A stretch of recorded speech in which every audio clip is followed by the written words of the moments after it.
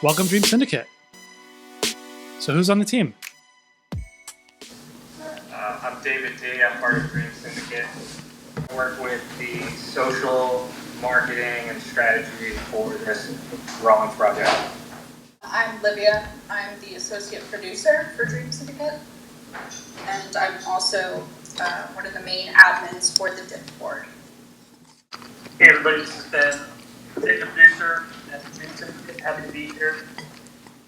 Hello, I'm Natalie, aka Ellie. I'm the art director at Dream Syndicate. Cool. Quick disclaimer. This team here. I'm advising on this project. Nobody paid for this phone call. This is not sponsored or anything. But just want to tell you the relationship I have with the people on this call. Just full disclosure here. We're going to talk about Phygitals. We're going to talk about what else is hot, and as always, this format. We take questions from the audience. Can we show off the product we have in front of us at the moment? So we have a product, and so this is dropping tomorrow. But that's not what we're talking. What we're talking is this is a new model. So I wanted to introduce this model and see, do people like this model? Is this ridiculous? Is it reasonable? Is it not reasonable? What are the other ways we could do this? And see how this works. What we're looking at here is an NFT that represents a glove. And these gloves are collectible, limited edition, numbered. The number's on the glove. And they look great. And they're also represented as NFTs. So how does that work? Well, you have to redeem it. So this would be, if anybody's taken my classes before, theoretically this would be a custody token. That means that your ownership of the physical glove is only as good as your trust that this team is actually going to physically give you the glove when you redeem it. That is how the glove is connected to the NFT. That's different than from the companion model where you get the glove and the NFT at the same time. And the interesting thing about the way this works is you get this pretty picture. I mean, it's just great. It's a great picture.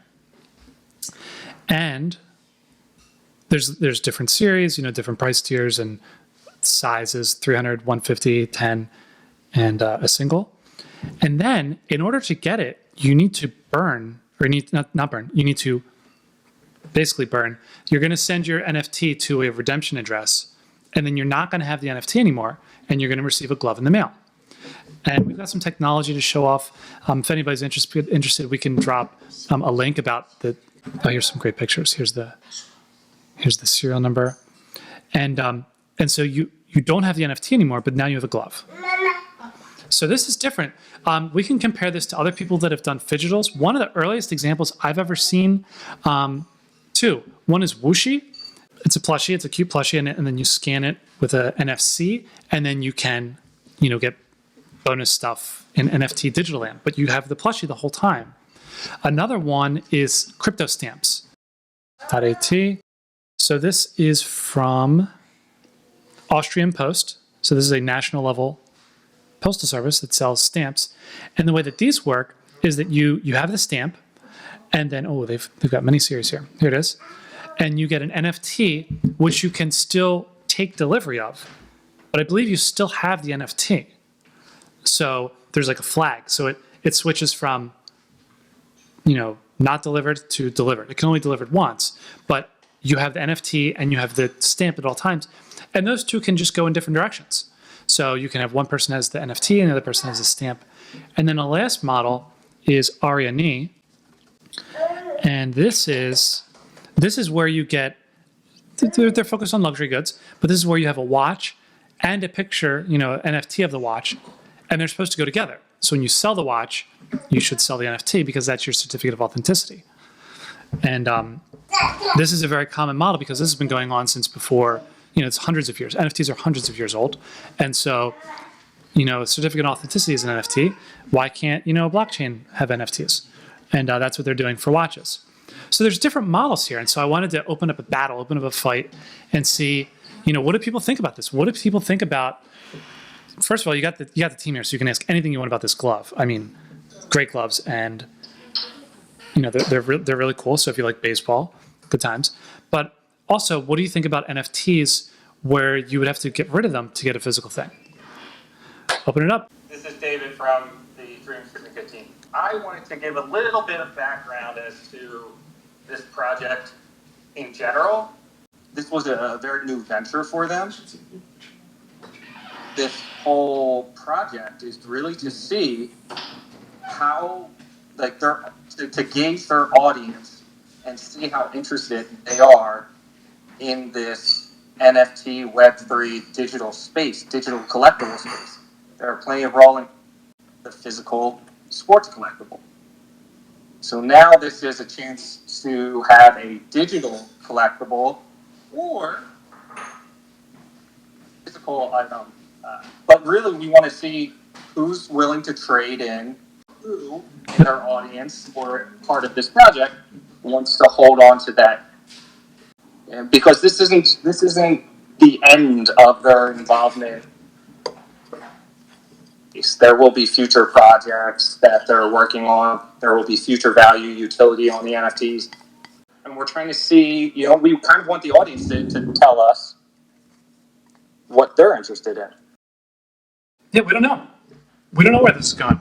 This is the future, right? So we're making the rules here. These are the experiments, and this is people are going to talk about this. This is a different way of doing it.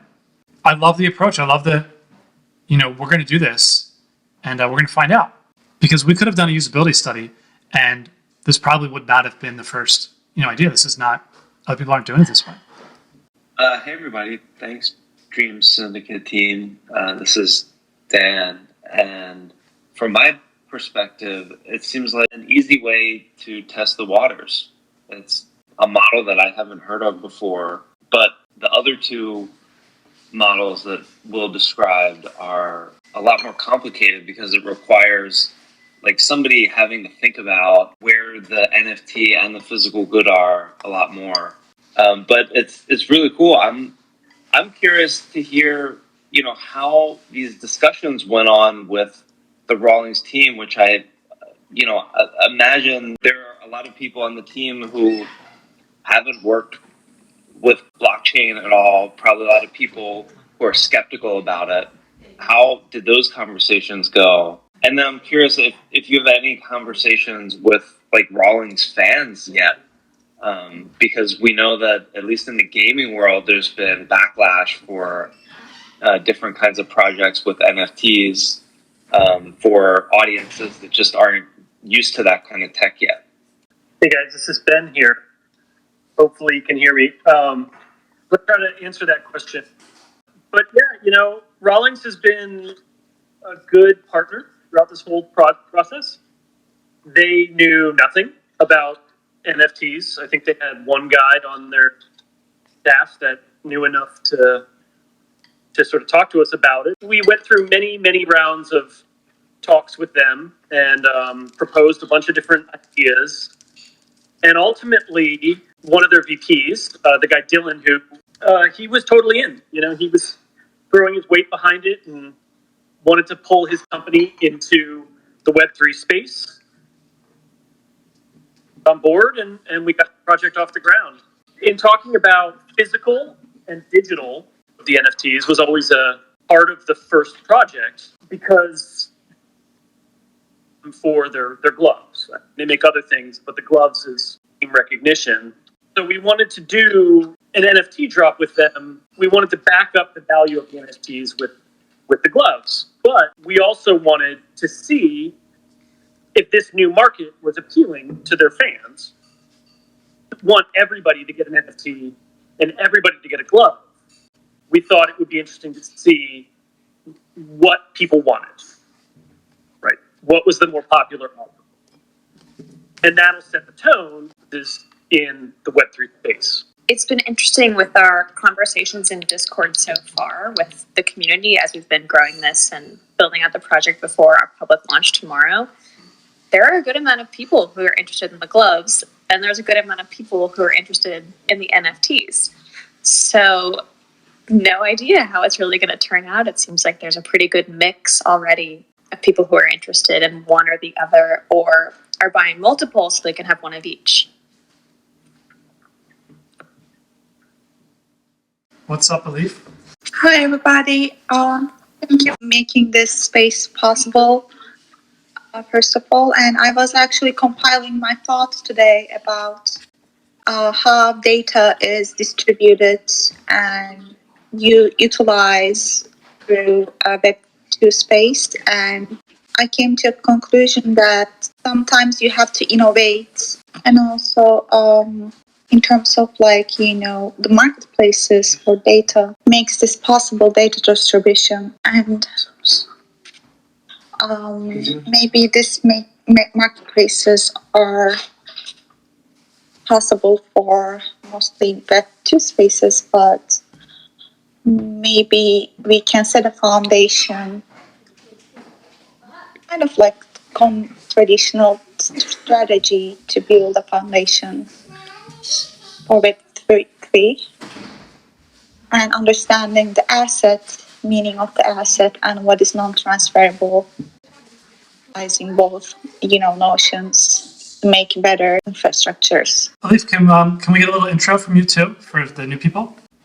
Sure. I'm a technical product manager and ex-developer, and I'm doing decentralized educational platform for children who are coming from different socioeconomic backgrounds to better help them to better equip us in all regards in the future.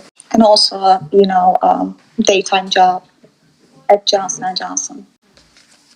Yeah, so no negative feedback yet. Nobody's like, sucks, I want both.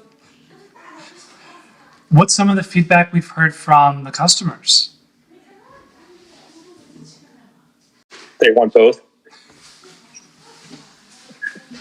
Just because they want everything, or philosophically, or? No, we get a lot of people, at least on Discord. Seems like they want both because someone wants to hold on to one of them and sell the other. Another thing that I've noticed is just that the folks who are more tuned in to the NFT sphere are the ones who seem to be pushing back against folks who might be from the glove audience specifically.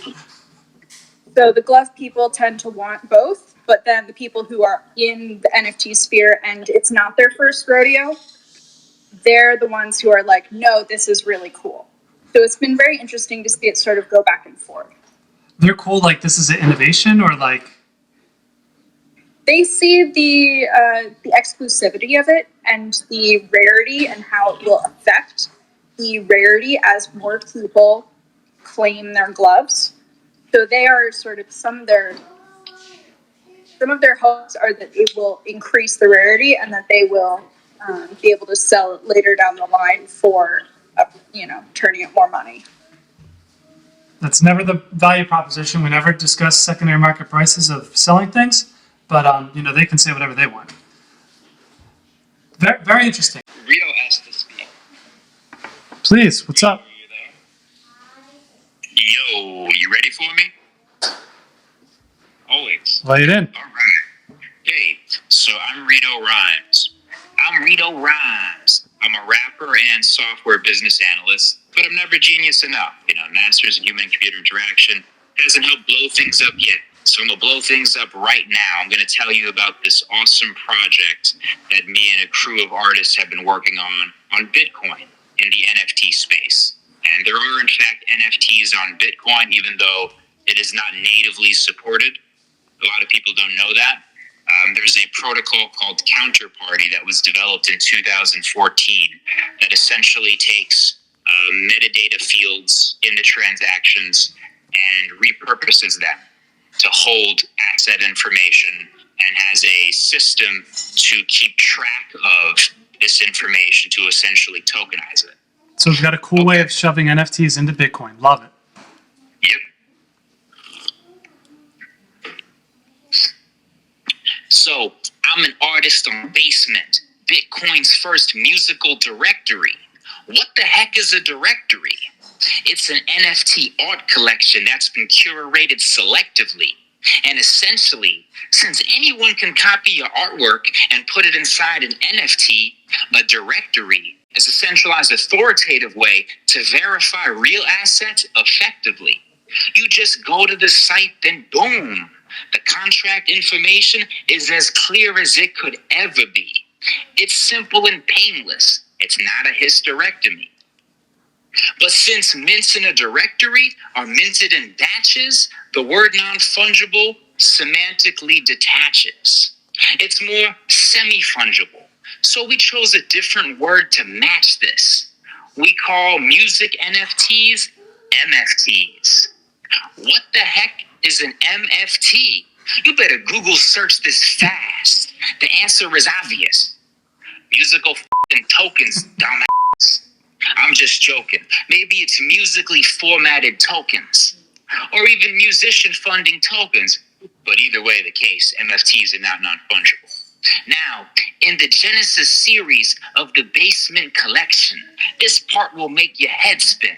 Okay, no it won't. We put all the tracks on 5 vinyls with an NFT to connect them on each. Limited edition. So if you don't have one, there's a whole piece of history you're missing. So even if your house with the vinyl burns down in a fire, you still got this limited edition MFT everyone will admire. And each vinyl has a QR code to fulfill a collector's dream. That when you scan it, your screen will show the NFT on the Block Explorer because, come on, I mean, the asset and the object are truly a team. So having them inextricably bonded in a physical way adds an icing of cream. The assets exist in 2 parallel planes, so don't make the claim it's just a CD-ROM. From the digital, we made it physical, like Olivia Newton-John. So check out basement.wtf, because we don't f*** with .com. Word. Thank you. This is great. So your vinyls. So can you explain that? How do you buy it? So we held an auction on a Bitcoin auction house. We basically sold the digital first. Whoever wins the bid, you get the NFT first. We needed to get contact information. It was not an anonymous transaction. Yeah. It's not whoever has the wallet. It's more like an eBay sort of thing. You know, give us your address, give us all this. But the token holder is going to receive the actual NFT that is specifically associated with the specific cover art that they're getting. So in Ethereum, the standard right now is for generative art where there's 10,000 images, 10,000, and I'm not saying this to you, I'm saying it in the audience, obviously you know this. There's 10,000 NFTs of different artwork images, different apes, different punks, whatever. Each of them is different. Those are really non-fungible. Those are not interchangeable for one another.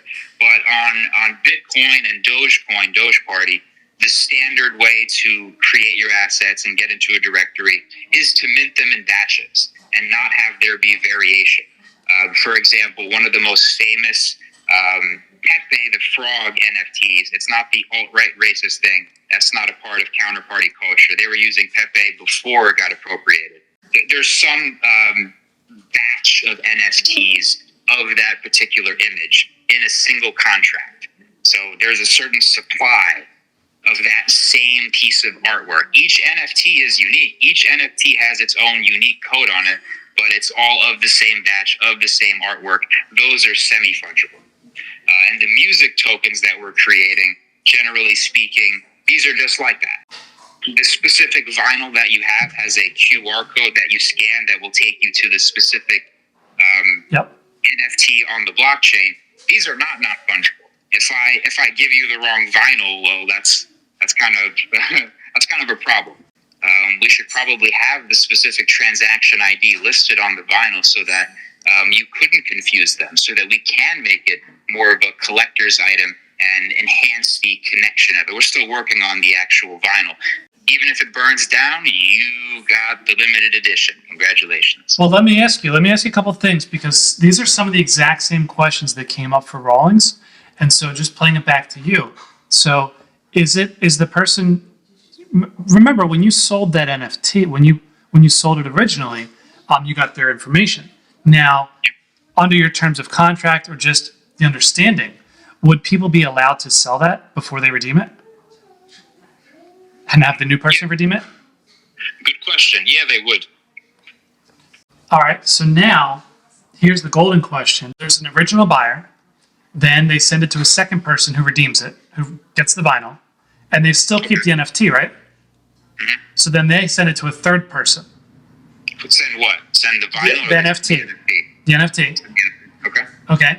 And then, because the vinyl is a physical thing, so whoever the person doesn't matter, the vinyl matters. So wherever whatever meat bag the vinyl's attached to, that's that person. Well, you have four: the original buyer, the person who redeemed it for the NFT, because that's a digital person, the meat holder of the vinyl, and then the fourth person is whoever currently holds the NFT. So there's four different I parties. don't understand how you're differentiating. First of all, the second and third person sound like the same person. You said in the story that the original buyer of the NFT gave it to person number 2, and then person number 2 was able to redeem it. So we didn't send it to person number 1 ever. He's irrelevant. So in this situation, person 2 and person 3, they are the same person who has the NFT okay, and the vinyl. ish, assuming they sent it to themselves. Uh-huh. And then after this is done, after you fulfilled the vinyl, that NFT holder now sends it to another person, which I'm going to call the fourth person. So maybe it's like 1, 2/3, and then 4. Okay, so they send just the NFT, not the vinyl. Correct. Okay. All right. So now in this scenario, when you have a party, who do you invite to the party? We would. Oh, okay. So who is the? We would invite the token holder. So technically speaking, if ownership is conferred, we assume ownership to be conferred. Of course, that depends on what the governments say ownership is. Property is 9/10 of the law. But whoever the token holder is, essentially controls the asset. So as soon as the NFT the guy who had the vinyl and the NFT, person 3, sends it to person 4. Just the NFT, and they still have the vinyl, it's no longer their vinyl. They're holding on to the vinyl, but they don't own that vinyl anymore. Ooh. Okay, that's interesting. So essentially, you may say that they're borrowing it, they're holding on to it, but it's not theirs. So the design is that if you're going to be transferring this NFT after you've redeemed it, the expectation is that you would be transferring it to the person that you physically hand the vinyl to or confer the ownership to. Essentially, the NFT also contains all the songs already, so it is essentially a digital version of the vinyl. Of course, vinyl's got that dope quality to it because it's vinyl and shit, but yeah. Great. This is exactly why we're having this call. I'm so glad that you came in there and you dropped your bars, and you definitely got a very relevant product here. And you're thinking about the same type of problems that a major sports equipment powerhouse is also going through the same exact problems. Designing these things, we're the designers, we're the people that make this. All right, let's run this back. What's the impressions here? I got a hand up. Don't be shy. We've got rap at you. we got Meta. What's up, Meta? Oh, Meta dropped the mic. But Meta still has their hand up. Hey guys, sorry, I think I was rugged. I don't know what was going on there. I just wanted to speak on something you mentioned earlier, William. yeah, About you said who would you invite? Who would you invite to the party, right? In my opinion, everybody gets the invite, right? But my physical owners are the ones that get the VIP treatment because it's an IRL event. If it's a digital event, who do you invite to the party? Obviously, it's going to be the token gate holders, the people that are holding it, and then they're your VIPs for that digital party, and wherever you hold it, be it a different metaverse or whatnot. So how do you prove that someone actually has the physical copy? Does somebody have to show up with the vinyl to the party and verify, be like, hey, I got the vinyl, can I get the VIP? Because, you could always counterfeit the image of having the vinyl, so it seems very difficult to verify who has the physical copy, or someone could steal it. Anybody could steal the NFT, but we could talk about that on like the NFC side of things. Like that's a good way to do it. Provide that technology, and then if you incorporate an app where before someone leaves their house, they have to verify that this is their item, that they have it, and sign their name or whatever, and then show up to the event. If it's something you know, like a vinyl that you don't want to bring to the party. That sounds like an NFT. It sounds like the issue with that is the core purpose of what an NFT is, to authenticate a specific thing. So you're basically saying that we have the actual NFT, and then in order to verify that somebody has the genuine physical object, they would need some form of other NFT on the physical object in order to verify its authenticity, which is an interesting idea. Well, it would be like an account. Like you're signing into, you know, your account because you own this item, right? Like it's kind of a token gated physical side of it within an app, right? You could have token gated processes throughout like your page or your website, right? You could have it token gated for physical owners that can only access it through your NFC tags.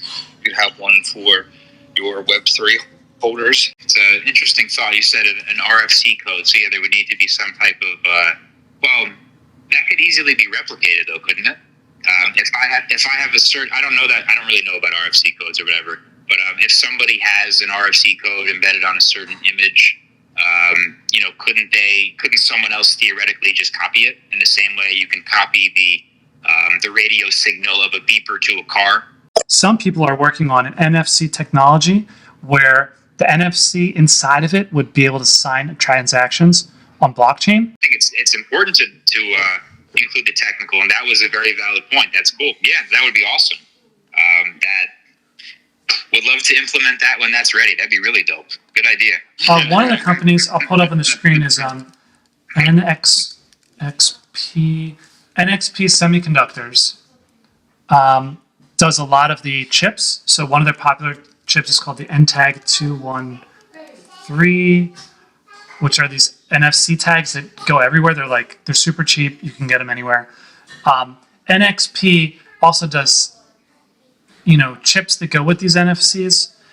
And the problem is right now they just have high minimum order quantities. And there's, you know, supply chain got destroyed the past couple of years, if anybody didn't know. So these chips are just, you can't get them. Just like the whole supply chain for cars is just, you know, underwater. You can't get this stuff. But soon this stuff's coming out, and they have these features we're talking about inside of them. Mm-hmm. Yeah. So with what you're saying though about who would you invite to the party, this person or that person. Now, the project is basically a DAO, so it's not my decision. But I like enabling choice. So I do like your idea that if somebody wanted to give the NFT to someone else and hold on to the actual vinyl themselves, if the vinyl had a way to verify the authenticity, I'd like that to be possible.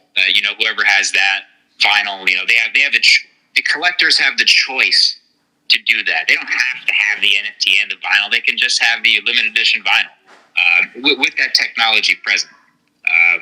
But with that said, part of the issue is we don't really have a contract in place.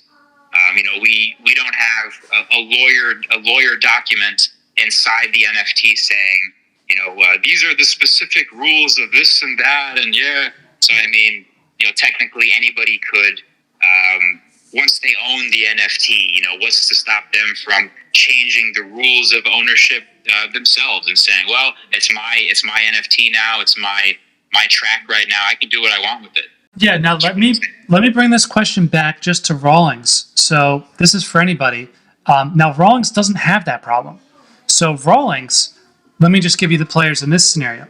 So we've got one person mints it, they give it to a second person, and that second person redeems it. And now we've got a physical holder.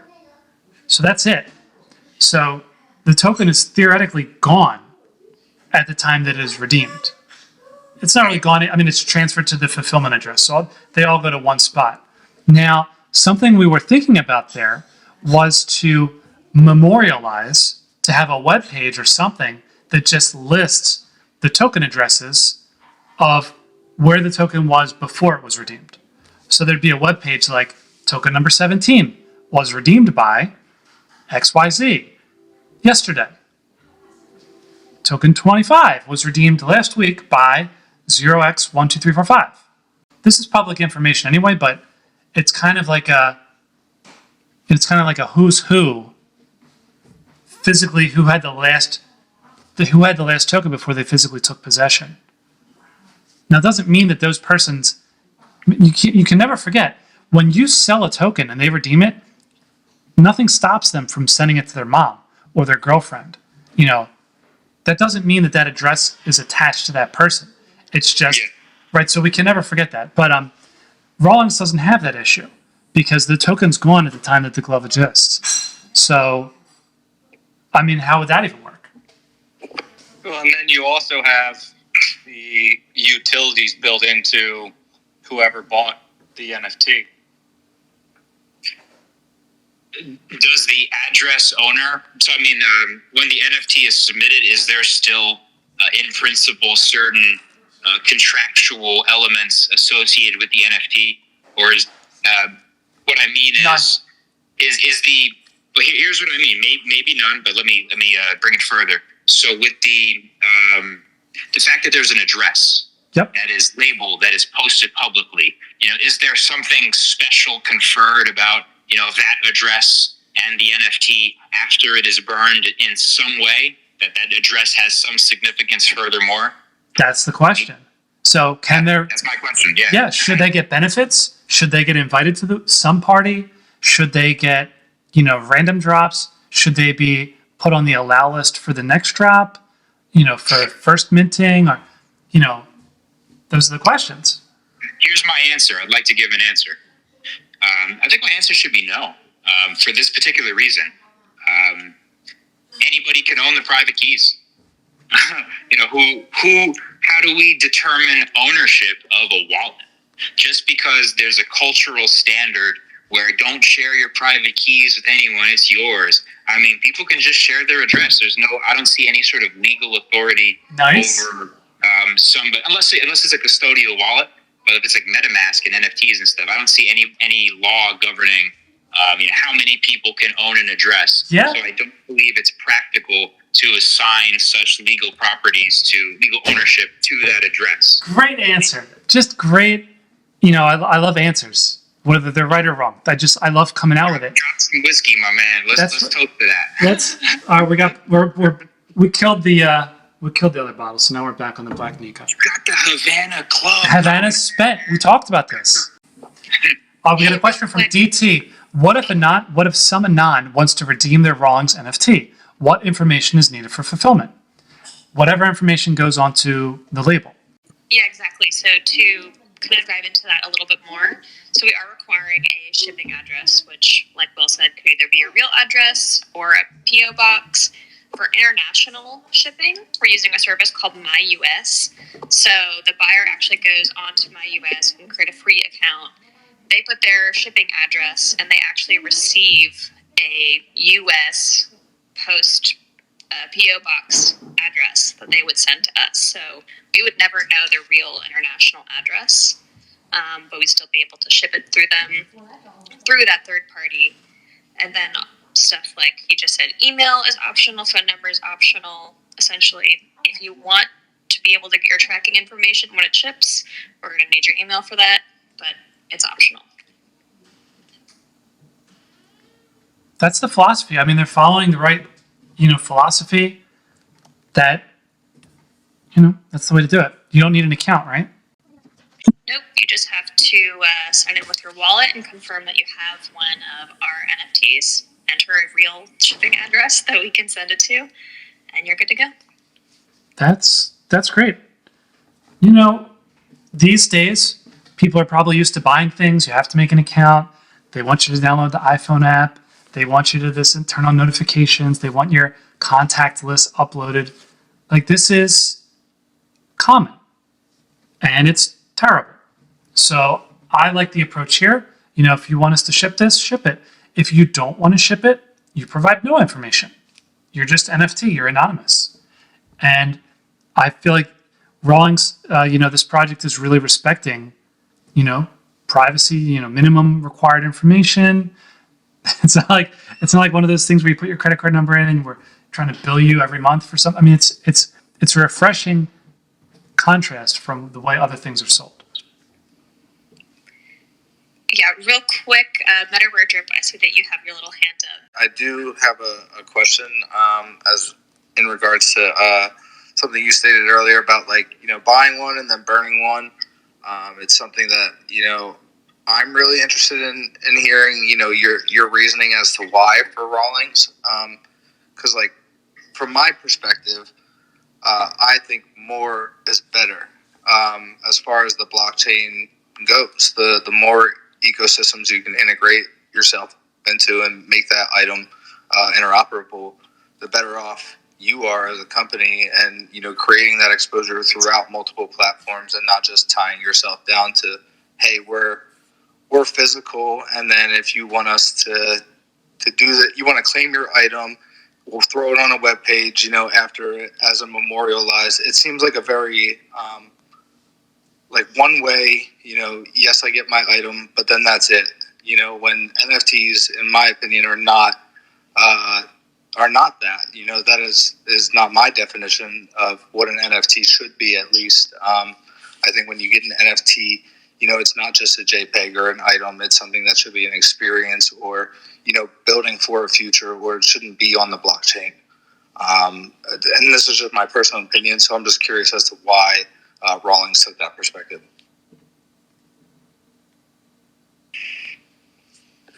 Hey guys, I can jump in here. That's a really good question, and we talked internally and with our Rawlings client lots and lots of times about this exact topic. And at the end of the day, allowing people to have both actually introduced a lot more challenge to the project than it solved. There were a lot of issues of what happens when the glove gets decoupled from the NFT, and then how does that impact each other's value? And there were all these sort of questions and all these uncertainties, and we all just sort of headed down the road in the simplest way possible. Because at the end of the day, Rawlings does not need any help selling baseball gloves. They sell baseball gloves day in and day out. They don't need any help with that.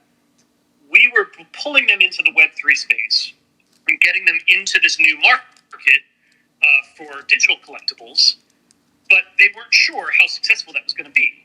And so we proposed this test. How many people are going to hold on to NFTs? How many people are going to ditch the NFTs in favor of a glove?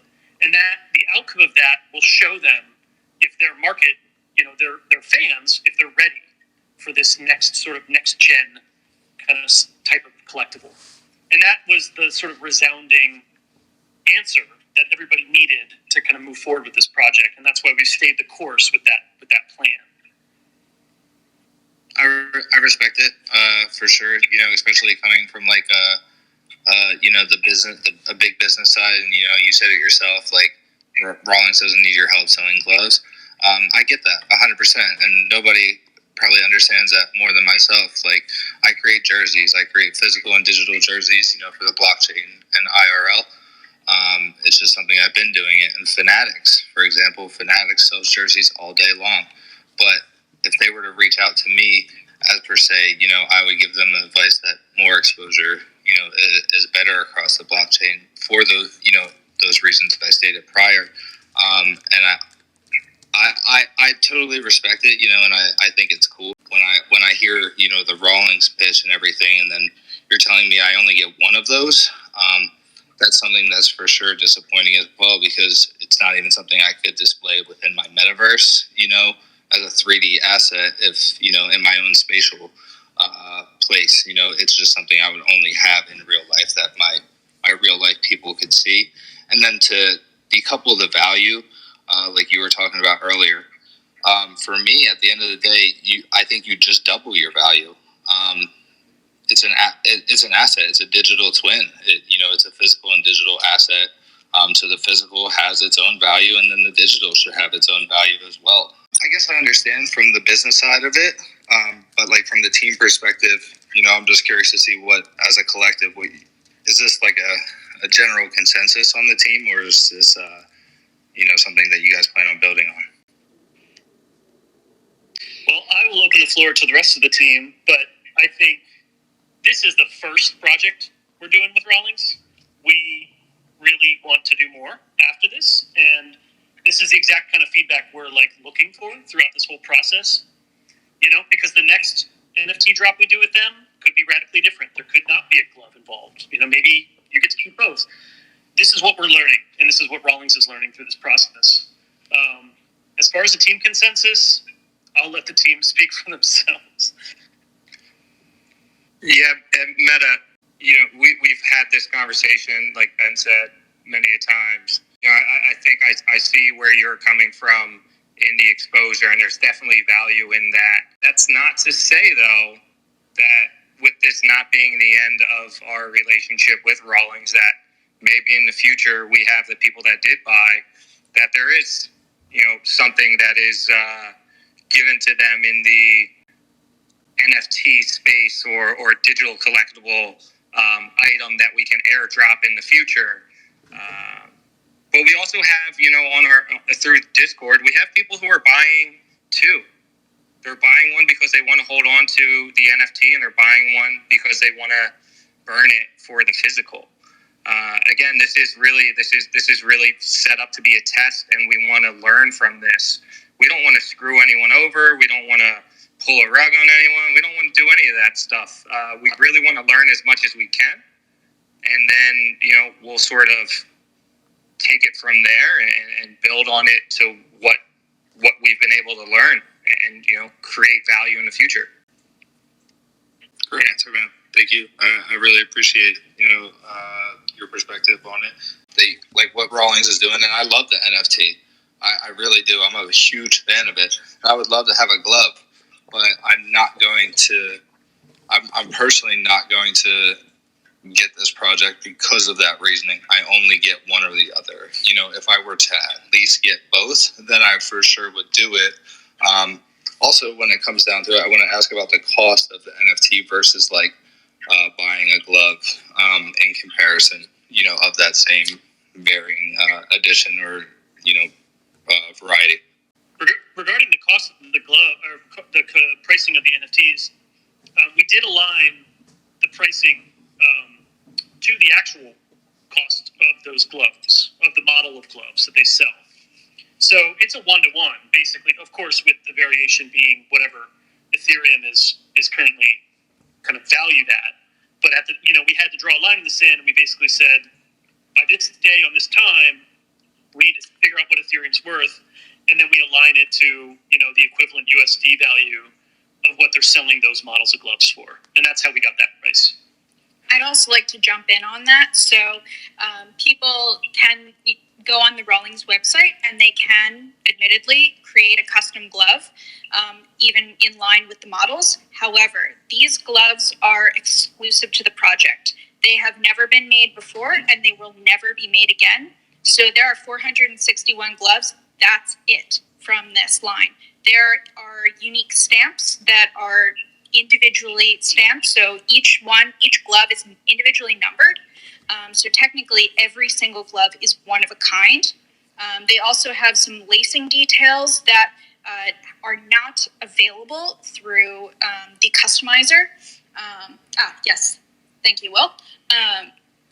And there are just some other stamping things that will not be replicated. You can't order a stamp for these gloves. They just simply do not exist. Great. No, I mean, my main point there was, like, I guess figuring out the cost comparison of the NFT versus, like, you know, what it would cost to make a custom glove on your site, even if it might not be the same exact one. But if I'm only getting one item or the other, you know, obviously it would be great to, you know, only pay the price of one. Like, I didn't want to hear you guys were charging, like, twice as much for the NFTs just to only get one at the end of the day. You know what I'm saying? Yeah, totally understand. But like Ben said earlier, yes, this is tiered off, and these prices were discussed with Rawlings. This is not a double charge situation. Fantastic. I really appreciate your input, guys, and I wish you